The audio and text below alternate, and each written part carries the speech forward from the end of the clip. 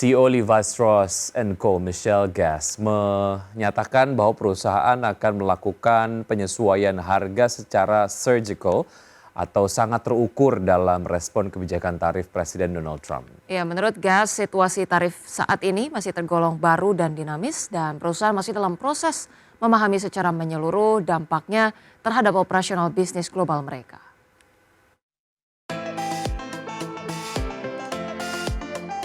CEO Levi Strauss & Co. Michelle Gass menyatakan bahwa perusahaan akan melakukan penyesuaian harga secara surgical atau sangat terukur dalam merespons kebijakan tarif Presiden Donald Trump.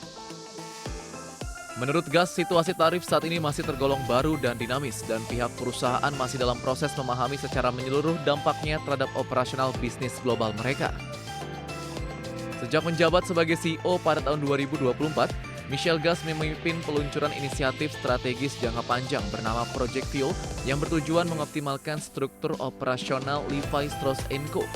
Proyek ini mencakup langkah-langkah seperti perancangan ulang proses bisnis, efisiensi biaya, dan penyederhanaan sistem organisasi di seluruh level perusahaan. Sebagai bagian dari implementasi Project Fuel, perusahaan telah memberhentikan puluhan karyawan dari kantor pusatnya di California.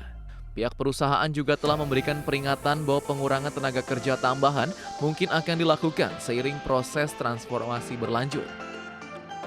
Levi Strauss & Co. saat ini melakukan pengadaan produk dari 28 negara dengan 20 diantaranya merupakan negara pengekspor ke Amerika Serikat. Meski tarif yang diterapkan Presiden Trump menimbulkan tekanan tambahan, Gass menegaskan bahwa rantai pasok Levi kini lebih tangguh dan adaptif dibandingkan sebelumnya. Berbagai sumber IDX Channel.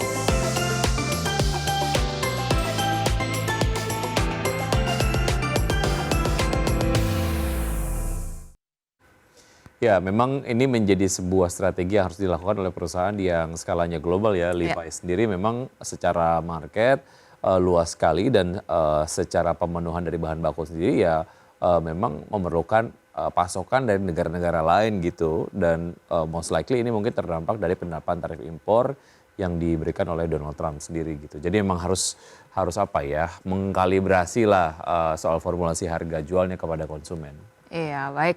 Dan tadi juga berbagai informasi mancanegara yang sudah kita sampaikan yang terkait tadi brand yang sudah Wiki jelaskan begitu ya. Tadi juga ada informasi terkait Australia yang kalau mau kita review sedikit begitu ya. Ini memang menjadi hal yang menarik bagaimana kemudian negara menentukan sekutu-sekutunya begitu ya dalam rangka memerangi tarif Donald Trump begitu ya. Salah satunya juga kalau kita benchmark ke Indonesia gitu ya. Mau arahnya kemana nih gitu ya, ke mana gitu ya. Tadi kemarin ada pertemuan dengan Turki, dengan Uni Emirat Arab juga gitu ya. Kita lihat bagaimana negara kemudian menerapkan diplomasinya, kalau Indonesia mungkin tetap dengan diplomasi non-bloknya lah ya. Ya betul, nampaknya itu menjadi sebuah sikap yang kayaknya cukup netral. Nggak yang terlalu lean ke China, tapi ya nggak terlalu lean juga ke Amerika Serikat. Karena intinya Indonesia sebagai negara berkembang perlu sebuah negara untuk bisa bekerja sama. Baik, kita akan simak pemirsa update dari pergerakan di IHSG sejauh ini. Ya, seperti Anda dapat saksikan di layar televisi, IHSG bergerak melemah di level 6.241,089.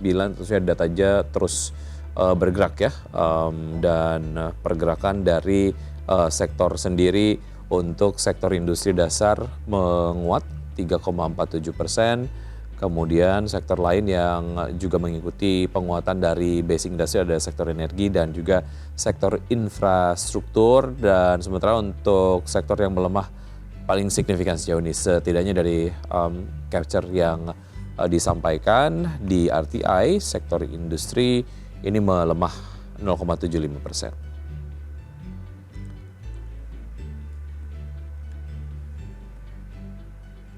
Iya, baik pemirsa, 60 menit sudah kami menemani Anda dalam program Market Buzz dan tentunya semoga pembahasan hari ini dapat menjadi referensi dan sumber informasi untuk Anda. Tetap perbarui informasi Anda hanya di IDX Channel, your trustworthy and comprehensive investment reference. Jangan lupa untuk menyaksikan program First Session Closing yang akan tayang pukul 11.30 waktu Indonesia bagian Barat.